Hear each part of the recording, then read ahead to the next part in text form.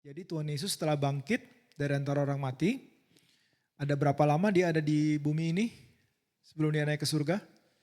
Sebenarnya sih 40 hari tidak murni dia ada di bumi ya, karena dia juga menghadap tahta Allah ya, membawa korban yaitu dirinya sendiri ya, dia bertindak sebagai imam besar agung kita ya.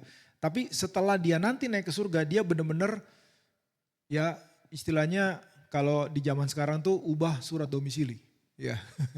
Dia tidak lagi domisilinya ada di bumi, tapi domisilinya ada di surga. Dia duduk di sebelah kanan Allah Bapa. Tapi berapa hari Tuhan Yesus ada di bumi? 40 hari. Nah, dan apa yang Tuhan Yesus lakukan 40 hari di bumi ini? Berulang-ulang menampakkan diri. Berulang-ulang. Artinya semua murid bisa melihat, merasakan bahwa Yesus betul-betul bangkit. Dan di sini dikatakan yang disampaikan oleh Tuhan Yesus selama 40 hari kepada murid-murid adalah mengenai apa? Kerajaan Allah. Oke. Dan sebelum Tuhan Yesus mati juga pengajarannya banyak sekali mengenai kerajaan Allah.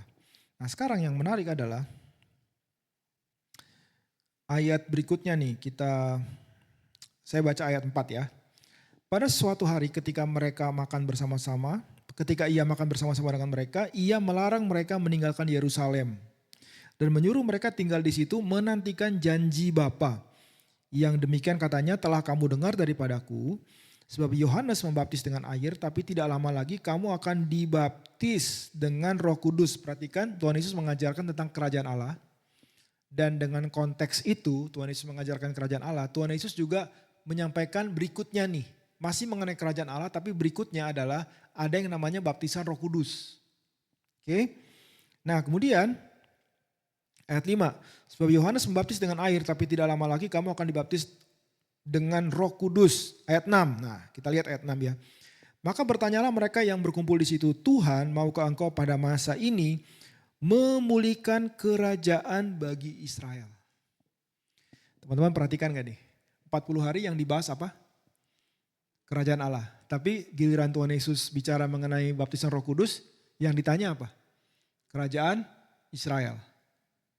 Ya, saya ulang lagi. 40 hari bicara mengenai kerajaan Allah, tapi yang ditanyain kerajaan Israel. Bisa melihat nggak bahwa ada gagal paham di sini? Yang dibahas kerajaan Allah, yang ditanya kerajaan Israel. Di situ kita lihat bahwa murid-murid masih berpikir secara lahiriah. Mereka punya keinginan bahwa kerajaan Israel secara politis itu bisa dipulihkan kembali. Mereka ingin kejayaan Israel seperti di bawah Raja Daud dan Raja Salomo itu bisa dipulihkan kembali. Dan Tuhan Yesus pasti bisa menurut mereka. Coba aja ya, misalnya begini. Misalnya Israel itu mau perang nih. Kemudian ada tentara Israel yang mati. Kan Tuhan Yesus tinggal bangkitin aja. Ya kan? Kemudian kalau mereka butuh makanan, ya Tuhan Yesus tinggal lipat gandakan aja apa yang ada. Mau roti, mau ikan, ya kan, mau apapun itu tinggal dilipat gandakan Tuhan Yesus. Jadi nggak ada masalah buat rakyat di sana gitu. Ya kan? Dan kalau ada yang kurang duit, ya Tuhan Yesus bisa ambil dari mulutnya ikan, ya di situ ada uang dan sebagainya. Tuhan Yesus tuh bisa banget ya untuk memulihkan kerajaan Israel. Tapi apakah itu yang menjadi keinginan Tuhan Yesus? Tidak. Tuhan Yesus mau memulihkan, menegakkan kerajaan Allah. Nah di sini kita belajar ya, suatu hal mengenai kenaikan Tuhan Yesus. Tuhan Yesus ya sekali lagi ingin kita semua ya tunduk dan memperlebar menegakkan kerajaannya. Bukan kerajaan yang lain, bukan kerajaan Israel, bukan kerajaan diri kita, bukan kita membangun sesuatu untuk diri kita sendiri. Ya, jadi mari kita ngerti nih agenda Tuhan itu cuma satu, yaitu kerajaan Allah.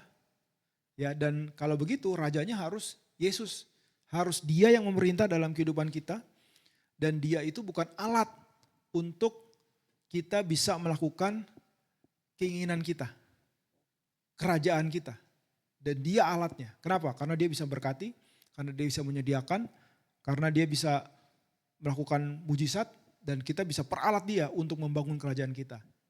That is not the case. Dia ingin kerajaannya itu memerintah di seluruh bumi. Nah Itulah kenapa kalau kita perhatikan Tuhan Yesus memberikan amanat agung. Amanat agung itu, jemaat Tuhan yang terkasih, itu dicatat oleh 4 Injil. Ya, walaupun Yohanes tidak mencatat secara clear amanat agung, tapi Yohanes juga, Injil Yohanes itu ditulis, Tuhan Yesus mengatakan seperti Bapa mengutus aku, demikian aku mengutus kamu. Menurut saya itu adalah bagian juga dari amanat agung. Ya, amanat agung itu kalau kita lepaskan dari konteks kerajaan Allah. Amanat agung itu jadinya gimana ya, kayak saran aja gitu loh. Padahal amanat agung itu perintah. Nah kalau gereja Tuhan itu juga tidak mengerti bahwa kita itu ada karena ada tujuan untuk kerajaan Allah, kita juga jadi bakal gagal paham. Jadi sekali lagi nih, Tuhan Yesus memberitakan tentang kerajaan Allah, baru Tuhan Yesus menyampaikan bahwa untuk kerajaan Allah itu bisa semakin ditegakkan di muka bumi itu butuh Roh Kudus. Kenapa? Kenapa butuh Roh Kudus? Saya bacakan satu ayat ya. Roma 14 ayat 17, boleh Bro Mike bantu. Roma 14 ayat 17. Sebab kerajaan Allah itu bukan mengenai makanan dan minuman, tapi kerajaan Allah itu mengenai apa? Kebenaran, damai sejahtera dan sukacita dalam Roh Kudus. Sekali lagi kerajaan Allah itu adalah mengenai apa? Kebenaran, damai sejahtera, sukacita dalam Roh Kudus. Kalau saya hilangkan kebenaran, damai sejahtera, sukacita, jadinya kerajaan Allah itu dalam Roh Kudus. The kingdom is in the Holy Spirit. The kingdom is righteousness, peace and joy in the Holy Spirit. Atau kalau disingkat, the kingdom is in the Holy Spirit. Jadi kalau Roh Kudus itu tidak dicurahkan, bagaimana kerajaan Allah itu bisa ditegakkan? Karena the kingdom is in the Holy Spirit. Waktu Roh Kudus bekerja, ya kerajaan Allah itu yang adalah kebenaran, damai sejahtera, sukacita itu akan semakin berlimpah dalam kehidupan orang-orang di mana kita itu tunduk dalam kerajaan Allah. Ya, dan kalau nggak ada kuasa Roh Kudus bekerja, kita akan terus ada dalam kerajaannya kegelapan. Jadi gini, waktu Injil itu diberitakan, ya, dan kita percaya kepada Injil, maka kita yang ada dalam kuasa dari kegelapan, kita itu dipindahkan menurut kitab Kolose ya. Di Kolose itu dikatakan kita semua itu dipindahkan dari kerajaan kegelapan kepada kerajaan anaknya yang kekasih. Ya, jadi ini tuh sebetulnya ada suatu pertempuran yang sebenarnya sudah dimenangkan di kayu salib. Ya, jadi kalau sampai Tuhan Yesus membahas mengenai 40 hari mengenai kerajaan Allah, berarti penting sekali itu. Dan saya juga merasa ya bahwa kita termasuk saya juga itu perlu dikoreksi karena kalau kita bicara gereja itu lebih daripada kerajaan Allah. Akibatnya gereja itu kehilangan tujuannya dia. Karena gereja itu ada, ya, gereja itu lahir sebelumnya karena ada tujuan kerajaan. Amen. Gereja itu tidak lebih besar daripada kerajaan Allah. Kerajaan Allah itu lebih besar daripada gereja. Apapun jenis label gerejanya, kita semua perlu tunduk kepada tugas kerajaan. Amen. Nah ketika kita nggak sadar ini, kita jadi membuat gereja itu jadi tujuan bagi dirinya sendiri. Ya, nah kembali lagi nih, karena Tuhan Yesus mengatakan mengenai kerajaan Allah, jadi kita jadi ngerti nih. Pada saat di Matius 28 ayat 18 dia mengatakan, kepadaku telah diberikan segala otoritas, bahasa Indonesia kuasa. Tapi terjemahan yang tepat adalah segala otoritas. Kepadaku telah diberikan segala otoritas di surga dan di bumi. Teman-teman sekarang nyambung ya, udah 40 hari dia bicara kerajaan. Terus sebelum dia naik ke surga dia katakan segala otoritas di surga dan di bumi sudah diberikan kepada saya. Ini bicara mengenai kingdom nih. Karena dalam kingdom itu ada yang namanya otoritas dan juga kuasa. Otoritas itu didelegasikan oleh Tuhan Yesus melalui mandatnya, melalui amanat agung. Sedangkan kuasa kerajaan itu diterima melalui Roh Kudus. Turun ke atas kita. Amen. Nah kita butuh dua-duanya. Kita harus berjalan dalam dua-duanya. Karena itu diberikan buat kita. Kita gak bisa milih. Ya, kita perlu menerima saja. Ya, makanya sekali lagi kita semua memiliki otoritas kerajaan yang diberikan oleh Tuhan Yesus. Kepadaku telah diberikan segala otoritas, karena itu pergilah. Jadi kita sudah diberikan otoritas kerajaan. Dan karena itu Tuhan Yesus mesti naik ke surga. Saya kutip lagi ya, Yohanes 14 ayat 12 sampai 14. Yohanes 14 itu mengatakan begini, kalau kamu percaya kepadaku, kamu akan melakukan pekerjaan-pekerjaan yang aku lakukan. Bahkan yang lebih daripada itu, sebab aku pergi kepada Bapa. Betul ya, Yohanes 12 ayat 14. Yohanes 14 ayat 12. Kemudian di ayat 13-14-nya itu dikatakan bahwa intinya karena Tuhan Yesus pergi kepada Bapa, kita semua nih bisa berdoa di dalam nama Tuhan Yesus. Maksudnya gini, waktu Tuhan Yesus masih di bumi, gak ada tuh orang berdoa dalam nama Tuhan Yesus. Nama itu, otoritas itu diberikan karena dia pergi naik ke surga. Diberikan kepada kita gerejanya, supaya kita bisa melakukan apa yang Yesus lakukan, ya, dengan mandat dari nama itu, atas nama itu. Kalau kita sebut nama itu, maka otoritas seperti dia ada dalam bumi ini, itu juga terjadi melalui kehidupan kita. Itulah kenapa setan itu pergi dari hidup kita.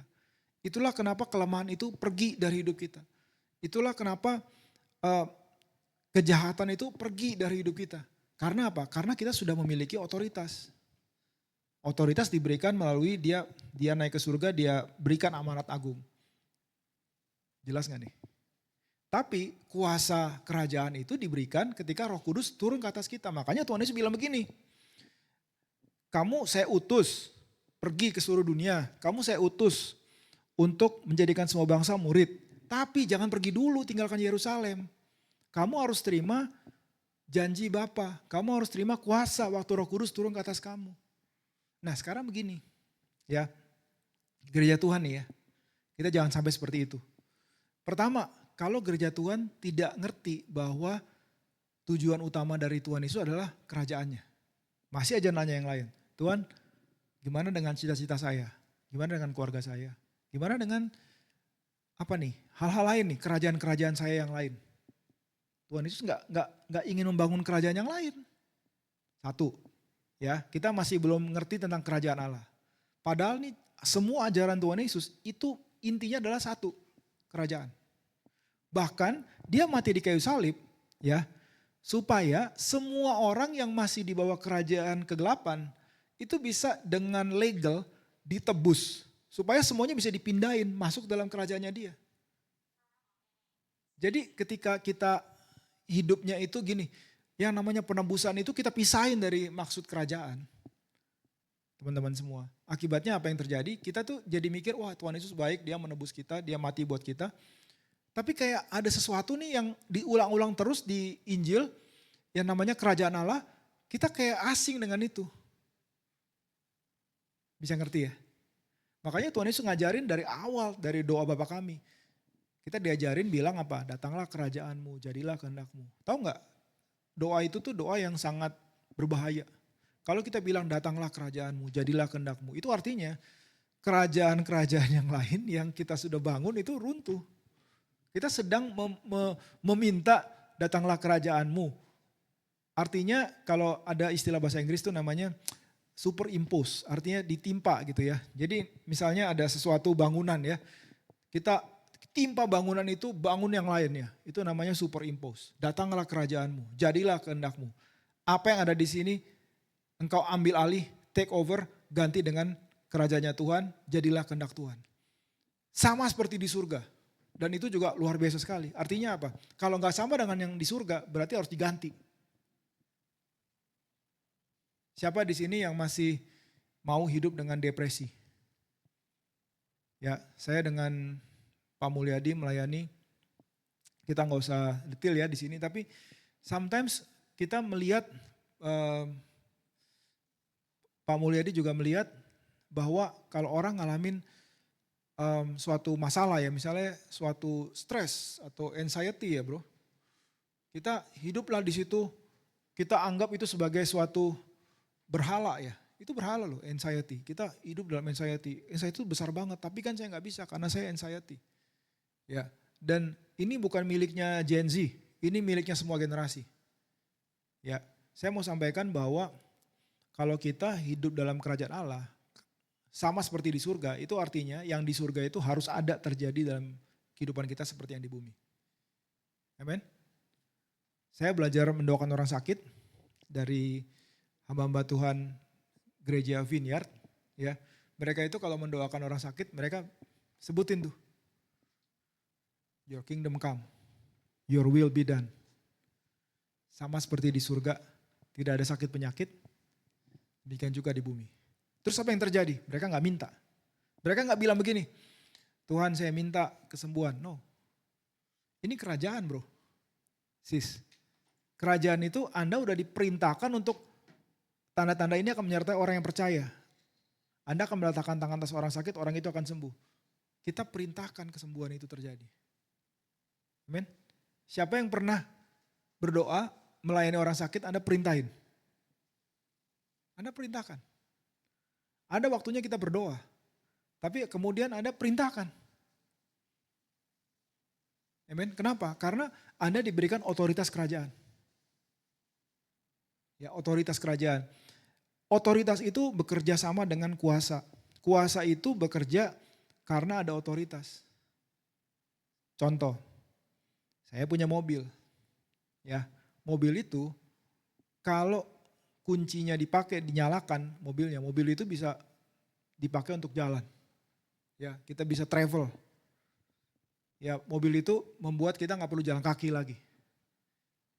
Amin.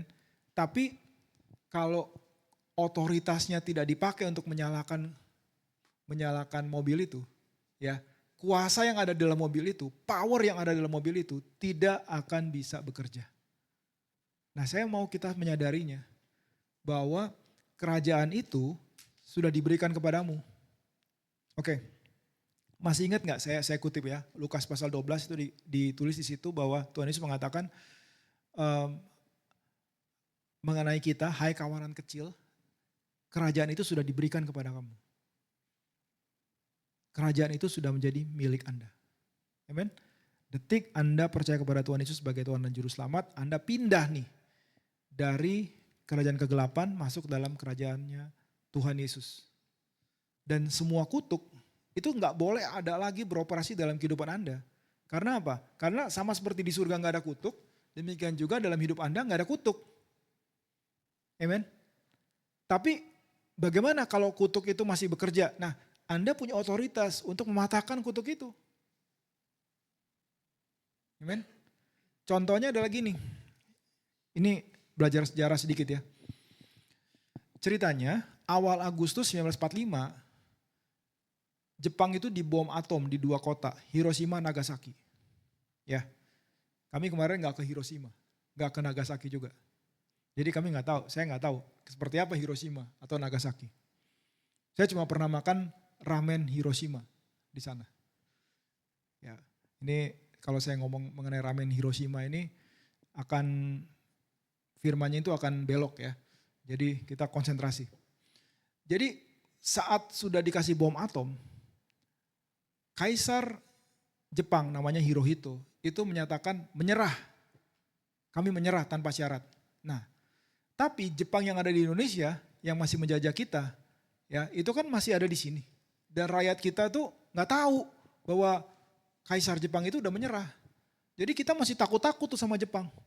Begitu ada Jepang datang, semuanya langsung ketakutan. Langsung lari, langsung ngumpet semua. Padahal Jepang itu sudah nyerah. Kalau Jepang yang di sananya udah nyerah, berarti yang ada di sini itu nggak punya lagi kuasa, otoritas untuk menjajah kita. Tapi nggak semua tahu. Nah kemudian ada orang-orang yang tahu berita itu. Dan akhirnya mulai disebarkan bahwa Jepang udah menyerah, Jepang udah menyerah. Nah di situ belajar ya orang Indonesia itu akhirnya mulai nih dari mental takut-takut dan dijajah. Apalagi waktu itu kan penjajahnya tuh kejam. Akhirnya mereka mulai berani.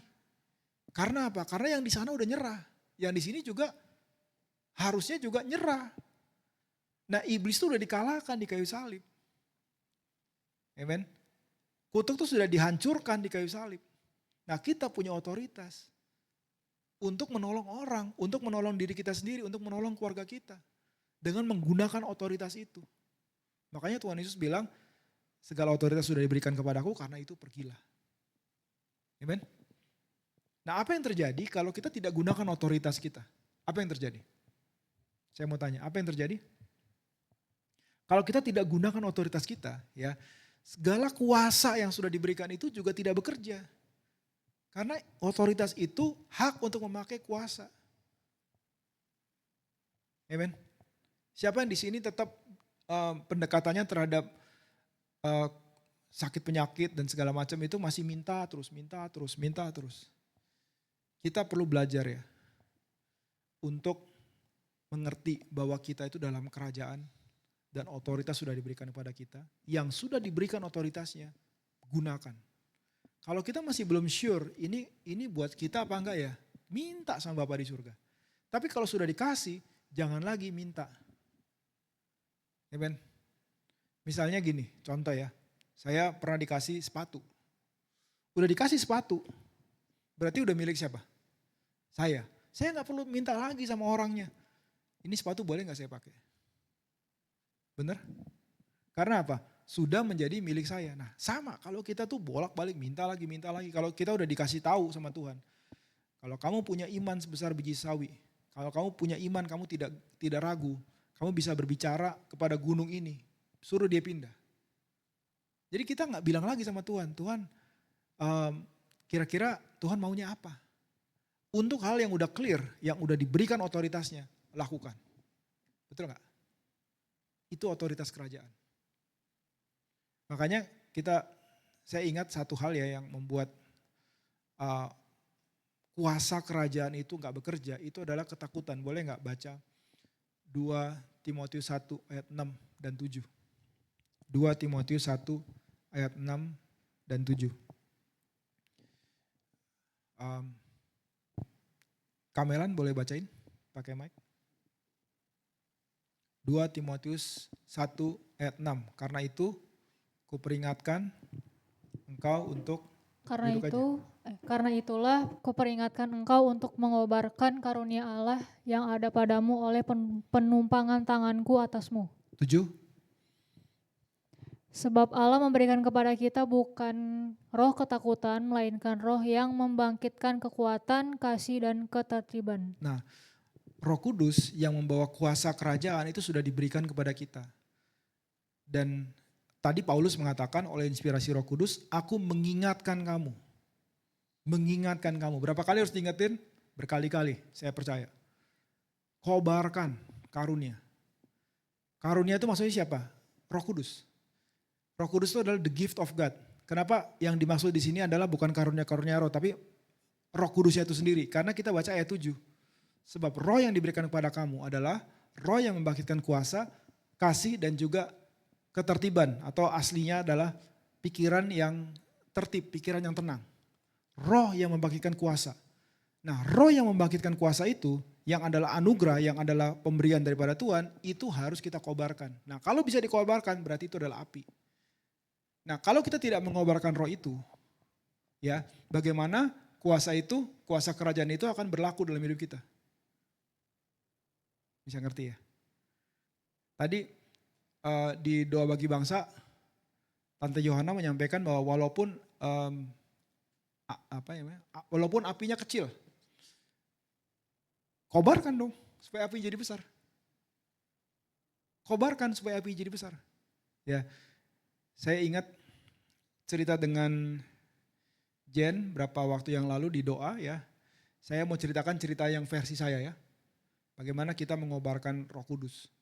Roh Kudus itu ada dalam hidup kita, tapi itu tanggung jawab kita untuk mengobarkan api itu. Api itu bisa dipadamkan. Di 1 Tesalonika 5 dikatakan janganlah padamkan roh, berarti kita bisa memadamkan roh itu. Ya, dengan tindakan-tindakan kita. Tapi kita juga bisa mengobarkannya.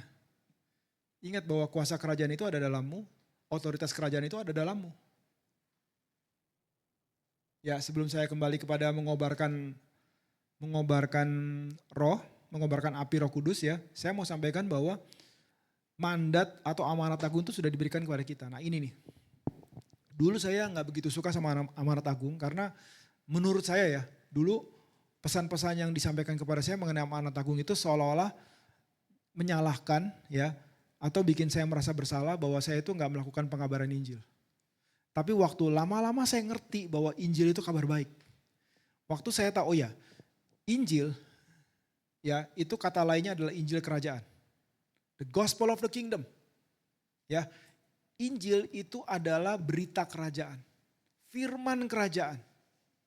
Dan by the way di Matius 24 ayat 14, di situ disebutkan bahwa setelah Injil kerajaan itu diberitakan ke seluruh dunia, and the end shall come, maka barulah tiba kesudahannya. Jadi Injil kerajaan, ya itu adalah patokan. Kalau Injil kerajaan mengenai Yesus itu raja. Injil kerajaan itu mengenai sang raja. Raja yang memerintah, raja yang mengalahkan maut, raja yang mengalahkan dosa, raja yang mengalahkan kemiskinan, raja yang mengalahkan stres. Raja yang berkuasa dalam kehidupan kita. Dan kalau dia raja, kita bukan raja. Kita mengikuti sang raja. Itu adalah the gospel of the kingdom. Raja yang rela mati memberikan nyawanya, bangkit pada hari yang ketiga. Dan semua orang yang mau tunduk pada pemerintahan raja ini, semua akan mendapatkan righteousness, peace, and joy in the Holy Spirit. Itu adalah the gospel of the kingdom. Amen. Dan yang namanya perintah dalam kerajaan itu, kita tinggal jalanin aja. Kita jangan diskusi lagi, kita jangan bingung-bingung lagi. Dan kita diberikan amanat agung. Waktu saya tahu bahwa berita Injil kerajaan itu adalah suatu kabar baik buat saya. Dan saya melihat bahwa di situ ada kebaikan Tuhan, di situ ada penebusan Tuhan, di situ ada kasih Tuhan Yesus, di situ ada kuasanya Tuhan Yesus. Saya mengalaminya, akhirnya saya berpikir, saya mau jalanin, saya mau sampaikan Injil itu. Bukan dengan kekuatan saya. Saya sampaikan aja. Tahu nggak? Injil itu nggak perlu Anda jago ngomong. Ada quote yang bagus dari Reinhard Bonnke, almarhum. Dia bilang, kalau ada singa, ya, you don't have to defend the lion. Kamu tidak perlu membela singa. Singa itu bisa membela dirinya sendiri. Ya, jadi lepaskan aja singanya. Kalau Anda udah lepaskan singa itu bisa membela dirinya sendiri. Nah, saya respect kepada untuk membela pengajaran firman Tuhan, apologetika. I respect apologetika. Ya, tapi simple gospel, Injil yang sederhana. Ya, seperti kata Reinhard Bonnke, kalau kita sampaikan Injil yang sederhana itu, ya Anda nggak harus jago ngejelasinnya. Tapi waktu Anda sampaikan itu, ya singa itu udah dilepaskan. Amen. Dan singa itu bisa membela dirinya sendiri. Anda nggak harus bela-bela. Amen. Di sisi lain, kita juga diajar oleh Tuhan ya di kitab Petrus ya untuk kita itu siap sedia untuk bisa menjelaskan pengharapan yang ada pada kita. Itulah apologetika. Tapi di sisi lain ya sampaikan Injil kerajaan itu. Jadi kita udah diperintahkan nih. Jadikanlah semua bangsa muridku. Berarti pelayanan kita itu adalah kita memuridkan. Supaya orang-orang ini mengenal prinsip-prinsip kerajaan. Amen. Jadi orang itu gak bisa secara otomatis langsung ngerti. Kita harus muridkan mereka. Kita perlu hands on. Bukan dengan kekuatan kita. Saya garis bawahi lagi, kita memuridkan bukan dengan kekuatan kita.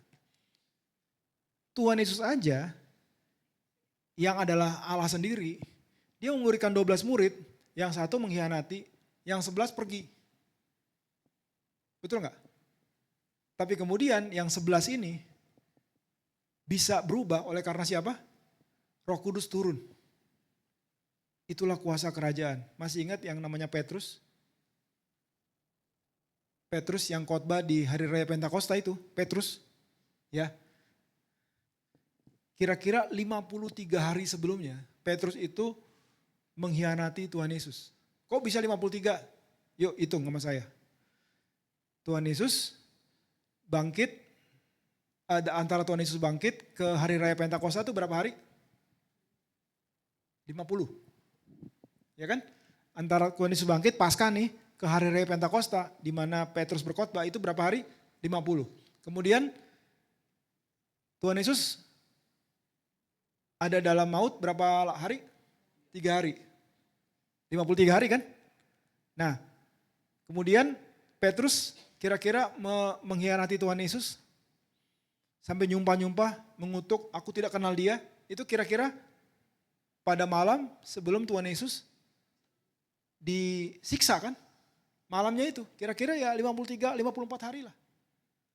Bayangkan 54 hari, begitu dia dipenuhi Roh Kudus, langsung dia yang khotbah loh.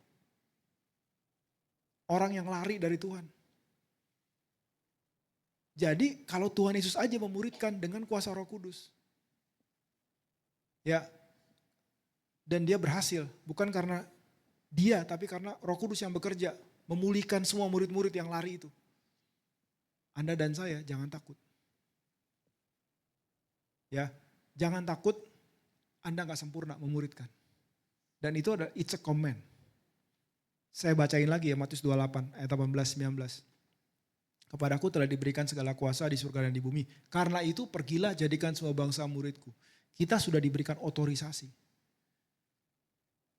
Saya ada dalam satu bagian dari pelayanan ya. Di mana transaksi untuk persembahan kasih itu otorisasinya di saya. Bukan di gereja kita ya. Kita kan juga ngerintis gereja yang lain juga. Jadi sudah ditransfer nih oleh bendahara. Tapi kemudian bendahara itu kontak saya, Pastor Ivan, tolong otorisasi. Ya, otorisasi dan saya otorisasi itu. Saya dari nggak tahu jadi tahu. Waktu kami di Tokyo baru nyampe, saya bikin istri saya jadi tegang. Karena apa? Karena kita udah mau naik bis, tapi saya mau otorisasi. Karena apa? Karena orang-orang yang udah ditransfer itu mereka kadang ada yang butuh banget, ada yang chat saya, pastor saya mau bayar uang kos pastor, udah masuk pak belum gitu ya. Jadi saya mau bantu mereka, jadi saya otorisasi. Nah kalau udah diotorisasi uangnya keluar. Apa yang kita alami, yang kita pelajari apa? Jemaat Tuhan. Tuhan Yesus sudah otorisasi. Kepadaku telah diberikan semua kuasa di surga dan di bumi. Karena itu pergilah jadikan semua bangsa muridku. Untuk kita memuridkan itu sudah diotorisasi. Udah diotorize. Kalau udah diotorisasi uangnya keluar. Ya kan? Uang itu gak bisa dicegah untuk keluar kalau sudah diotorisasi. Amen. Dan harusnya kita juga begitu. Kita gak bisa dicegah untuk memuridkan bangsa-bangsa. Karena kita sudah diotorisasi. Anda diberkati gak nih? Udah diotorisasi. Kuasa di surga dan di bumi. Gak ada kuasa di surga yang menghalangi kita untuk memuridkan. Gak ada kuasa di bumi yang menghalangi kita untuk memuridkan. Siapa yang dimuridkan? Orang-orang lain. Amin.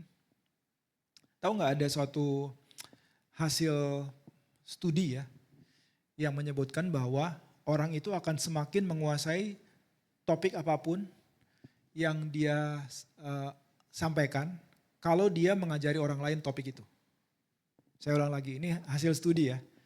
Yang saya baca mungkin 15 tahun yang lalu. Hasilnya begini, hasil studinya begini. Kalau kamu mau menguasai satu topik, kamu ngajarin aja orang lain, kira-kira gitu dengan kata lain.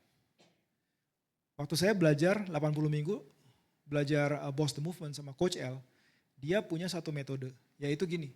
Semua coach itu harus ngajar. Apa yang dia ingin pelajari, dia harus ajarin. Jadi dia pilih apa yang dia ingin dalami, kemudian spend time dengan Coach L. Ya, saya biasanya dalam sebulan tuh dapat sekali itu untuk spend time sama Coach L. Kemudian dia ajari saya apa yang saya ingin dalami, kemudian saya harus ngajar. Waktu saya ngajar itu ilmu yang saya nggak ngerti itu akhirnya jadi masuk. Tahu nggak Bapak Ibu semua jemaat Tuhan yang saya kasih? Mungkin Anda nggak ngerti gimana ya cara mengampuni.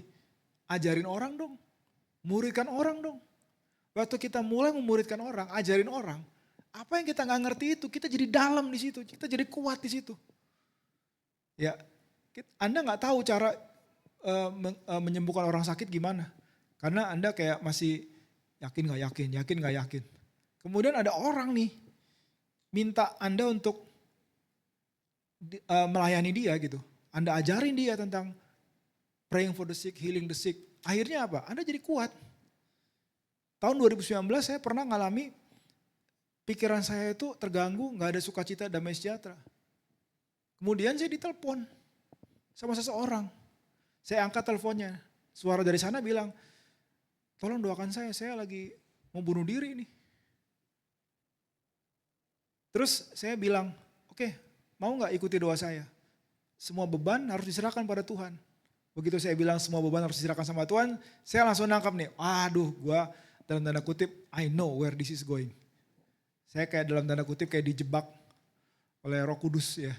Kalau saya ngomong serahkan beban, itu kan berarti kena ke saya juga. The more we teach others, the more we grasp, the more we understand, the more kita akan lebih dalam hal itu. Jadi waktu kita memuridkan orang, tahu nggak, iman Anda tuh jadi lebih kuat. Apalagi Anda sudah diotorisasi untuk melakukan itu. Ya, tahu nggak? Kalau Anda baca nih, ya, Anda baca 4 kitab Injil dan surat-surat epistles. Ada nggak ditulis di situ bahwa kita harus bangun gereja? Ada nggak? Anak-anak Tuhan atau pemimpin harus bangun gereja, ada nggak? Buka gereja, ada nggak? Yang close dengan itu adalah Tuhan Yesus sendiri, Matius 16, aku akan mendirikan jemaatku, I will build my church. Tuhan Yesus yang ngomong begitu. Tapi perintah ke kita yang benar-benar spesifik itu bukan bangun gereja, tapi apa? Muridkan. Muridkan, bukan muridkan sedikit orang, bangsa-bangsa. Jadikan semua bangsa muridku. Amen. Sebelum kita bicara memuridkan orang Papua Nugini sama orang Jepang, muridkan orang-orang yang ada di sekeliling kita. Amen. Dan itu nggak bisa kita kayak biarin aja orang-orang lewat gitu aja. Kita perlu peduli sama mereka. Amen. Kita lagi bahas nih untuk 2 adik kita. Kita mau siapin untuk dibaptis. Ya, kemarin saya ngobrol dengan di Kersel Bekasi Depok, ya kita ngobrol, ini ada kamu nih udah bisa nih dibaptis, kan perintah Tuhan kan, baptislah mereka. Ya, sometimes we have to bring that to their attention. Papanya mamanya bilang, oh iya, iya. Kemudian kemarin saya berdoa untuk seorang yang kita layani yang sedang koma ya, belum sadar. Kemudian saya kamu udah besar ya, ada cucunya. Kamu udah besar ya. Umur berapa sekarang? 14 om. Wah 14. Terus saya ngomong sama omnya, kasih tahu sama mamanya, it's time. Mau gak dibaptis? Amen? Itu perintah Tuhan tuh. Itu perintah Tuhan. Dan kita sudah diotorisasi untuk melakukan itu. Amen? Itu perintah kerajaan, itu amanat kerajaan, ada otoritas kerajaan, ada apa tadi? Kuasa kerajaan. Bagian terakhir ya, sebelum kita berdoa. Saya mau spend sedikit waktu di sini. Tahu nggak? Ada satu hal yang membuat firman kerajaan itu, amanat kerajaan itu, perintah kerajaan itu jadi tidak efektif dalam hidup kita. Ya, dan saya berpikir awalnya bahwa hal ini kayaknya biasa aja, tapi ternyata enggak. Ini adalah senjatanya iblis yang cukup hebat ya. Bukan membesarkan musuh kita. Tapi Tuhan sudah kasih tahu bagaimana cara kita menghadapinya. Dan bisa menang terhadap itu. Tahu nggak, ada satu hal yang sederhana sekali yang dilakukan oleh iblis. Untuk membuat firman kerajaan itu, amanat kerajaan itu tidak kita lakukan. Yaitu apa? Khawatir. Anda akan surprise bagaimana khawatir itu larinya itu mengenai kerajaan. Ya. Tuhan Yesus memberikan perumpamaan yang menarik sekali, yaitu perumpamaan penabur. Dan Tuhan Yesus mengatakan bahwa perumpamaan ini adalah mengenai kerajaan Allah. Kemudian ada salah satu kondisi tanah, ada 4 kan. Benih jatuh di pinggir jalan, benih itu adalah firman. Artinya orang yang menerima firman tapi tidak ngerti, iblis akan datang dan mengambil firman itu, merampas firman itu dari dia. Yang kedua, benih itu jatuh di tanah berbatu-batu. Batu-batu itu adalah kekecewaan, penganiayaan yang datang karena firman itu.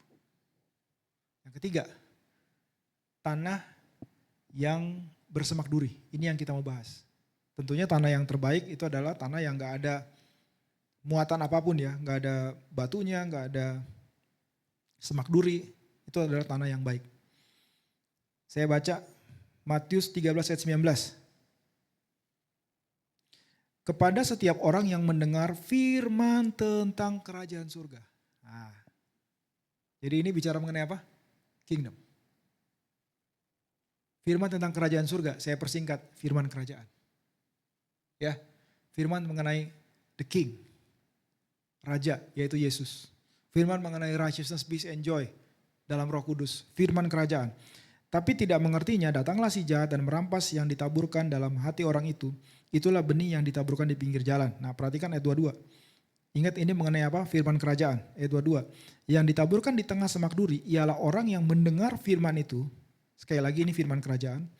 Lalu kekhawatiran dunia ini dan tipu daya kekayaan menghimpit firman itu sehingga tidak berbuah. Menghimpit firman itu. Perhatikan ya. Firman itu kan Yesus sendiri. Firman itu adalah firman kerajaan. Iblis itu tidak punya lagi chance untuk melawan Tuhan Yesus directly. Karena semua kuasa sudah di tangan Yesus. Iblis juga gak bisa pergi ke surga lagi karena dia udah dikeluarin dari surga. Satu-satunya chance untuk dia bisa melawan Tuhan Yesus yang datang dalam bentuk firman, bisa menghimpit firman kerajaan itu adalah dalam hati Anda. Dalam terjemahan Inggris bukan menghimpit tapi choke. Choke itu gak friendly loh.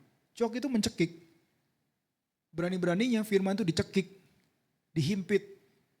Pakai apa caranya? Pakai kekhawatiran dan tipu daya kekayaan.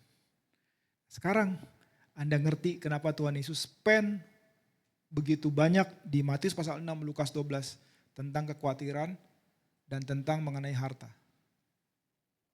Perhatiin ya, orang yang khawatir tidak akan mencari dahulu kerajaan Allah dan kebenarannya, betul? Matius 6 ayat 33 itu kan bicara mengenai satu perikop mengenai apa? Kekhawatiran.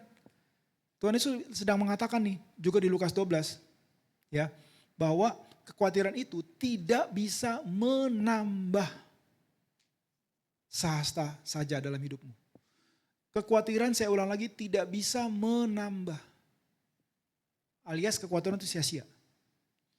Justru yang bisa menambah adalah carilah dahulu kerajaan Allah dan kebenarannya. Maka semuanya itu akan ditambahkan. Kalau Anda mau mengalami penambahan, cari dahulu kerajaan Allah dan kebenarannya. Kalau Anda ingin berpikir, kalau Anda berpikir bahwa dengan kekhawatiran hidup saya bertambah, itu salah besar.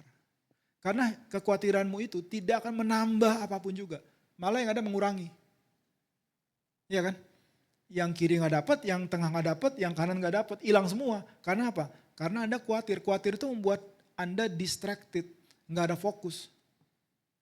Dan Anda tidak bisa menjalankan tugas kerajaan. Boleh gak kerja? Boleh. Justru perintah Tuhan Yesus kan carilah dahulu. Artinya nomor satu kerajaan. Anda bangun pagi. Ingat Anda tuh ada dalam kerajaan Allah. By the way Anda itu warga negara kerajaan Allah. Warga negara. Warga negara itu artinya Anda itu punya hak kerajaan, yes. Tapi Anda juga punya kewajiban. Karena dibilang carilah dahulu kerajaan Allah, ya. Anda dalam kerajaan di mana Anda itu sudah dibenarkan righteousness, Anda punya damai sejahtera, Anda punya sukacita. Mau nggak begitu Anda bangun pagi Anda cari tahu apa yang diinginkan oleh sang raja untuk hidup Anda hari ini? Cari dahulu itu. Dan juga kebenarannya, bukan kebenaran Anda loh, kebenarannya. Maka semua yang dicari oleh bangsa-bangsa yang tidak mengenal Allah, itu akan ditambahkan kepadamu. Hal yang tidak bisa ditambahkan dengan kekhawatiranmu, itu akan ditambahkan Tuhan kepadamu. Tapi kekhawatiran itu harus diserahkan kepada Tuhan. Nah, kekhawatiran itu kalau tidak diserahkan kepada Tuhan, itu akan membuat Anda mengejar harta. Tahu nggak yang membuat kita mengejar harta? Itu adalah kekhawatiran. Nah, itu harus diserahkan pada Tuhan. Makanya kita belajar tadi ya, bahwa yang bisa choking the word, firman kerajaan, yang membuat Anda tidak merasa relevan untuk menjalankan amanat agung, perintah kerajaan. Ini raja sendiri udah perintahin Anda loh, dan saya. Kamu lakukan ini. Kita pikir, entar dulu deh Tuhan. Kenapa? Karena gue mesti kerja. Nah, gak salah loh kerja. Tapi kekhawatirannya tuh, yang membuat kita udah gak ada punya ruang lagi untuk kerajaan. Sehingga kuasa kerajaan itu yang membuat Anda mengalami mujizat dan keajaiban itu tidak bekerja dalam hidup Anda. Karena apa? Di hatimu itu sudah diambil semua sama kekhawatiran. Termasuk kekhawatiran pelayanan. Pelayanan tuh gak boleh dikhawatirin. Bukan cuma masalah kerjaan, masalah keluarga. Hamba Tuhan gak boleh khawatir mengenai pelayanan. Karena apa? Karena ini miliknya Tuhan. Lakukan bagiannya kita, serahkan semua kekhawatiranmu kepadanya, sebab dia memelihara kita. Pemeliharaan, perhatiin ya, terjadi setelah kita menyerahkan semua kekhawatiran. Semua diberkati gak nih? Yesus naik ke surga, dia bicara mengenai the kingdom. Mau gak kita tunduk pada kerajaannya? Mau gak kita mencari dahulu kerajaannya? Mau gak kita jalankan tugas kerajaan? Tahu nggak? Fasilitas kerajaan itu selalu mengikuti tugas kerajaan. Anda mau fasilitas kerajaan, jalanin tugas kerajaan. Apa yang membuat Anda nggak mau jalankan tugas kerajaan? Karena Anda khawatir akan kehidupanmu. Mulai dari apa yang Anda harus makan, minum, pakai. Tuhan Yesus kasih banyak argumen. Kenapa sih Tuhan Yesus ngomong banyak argumen tentang kekhawatiran? Karena kekhawatiran itu segitunya berbahaya terhadap kerajaannya. Dia bilang apa? Ingat, badan kamu lebih penting daripada, lebih penting daripada pakaian. Hidup kamu tuh lebih berharga. Aku lebih besar lagi, aku akan mendandani kamu, hai orang yang kurang percaya. Tuhan itu peduli sama apa yang Anda pakai. Dia mau dandanin Anda loh. Sampai dia mikirin Anda. Kalau rumput aja didandanin oleh Tuhan, gimana kita yang ditebus dengan darahnya? Terus kita bilang, Tuhan gimana ini. Terus Anda nggak punya ruang lagi untuk menjalankan tugas kerajaan. So mari kita sama-sama respon pada firman Tuhan. Yuk kita serahkan kekhawatiran kita. Ya, sekali lagi jangan kasih ampun sama kekhawatiran ya. Kekhawatiran itu Anda harus punya berapa persen? 0%. Amen. Karena apa? Karena Tuhan itu memelihara Anda. Oke, yuk bangkit berdiri.